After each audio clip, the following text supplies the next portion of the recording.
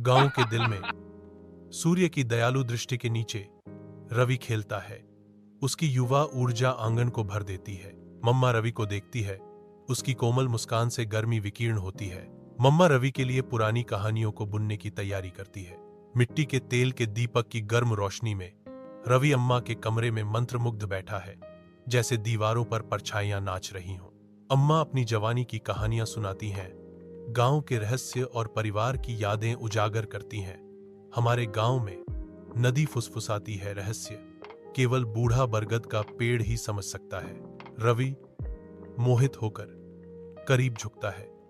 उसकी जिज्ञासा जागृत होती है। सचमुच किस तरह के रहस्य? अम्मा? रवि शांत नदी के किनारे बैठता है। अम्मा की कहानियों का भार उसके मन पर भारी है।